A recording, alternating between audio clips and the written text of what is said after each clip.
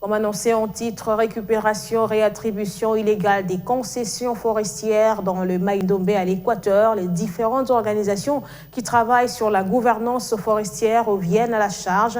Certains sollicitent le retrait pur et simple de ces concessions. D'autres invitent la VPM, ministre de l'Environnement et Développement durable, à s'impliquer.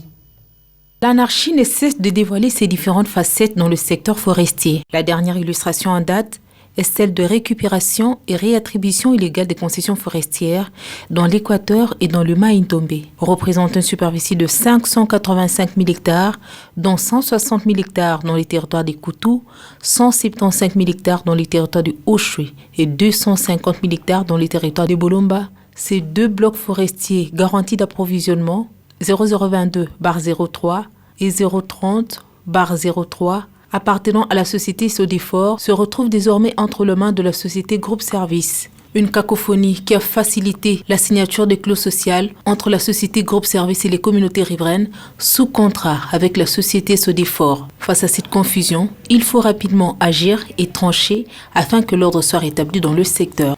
Qu'est-ce qu'il faut pour avoir sa concession forestière? Peut-être que l'opérateur forestier ne le sait pas. Peut-être que le groupe Service ne le savait pas. Pendant que l'autre opérateur forestier est là. Et nous avons suivi tous la procédure jusqu'à la signature des clauses sociales. On dépose les clauses sociales, on dépose le plan de gestion provisoire, validé. Donc on n'attendait plus que la signature du contrat. Maintenant, on récupère les concessions. On attribue à un autre concessionnaire forestier. Et cette fois-là, directement avec un contrat. Sans pour autant faire ce qui est comme préalable, ce que la loi exige.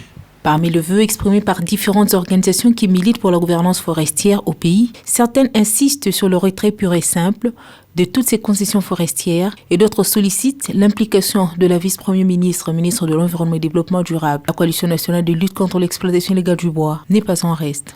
Nous ne nous limitons pas ici. Aujourd'hui, demain, après-demain, nous allons sortir. Nous allons aller vers Madame la vice-premier ministre chargée de l'environnement pour lui faire voir face à face. Nous n'avons pas peur.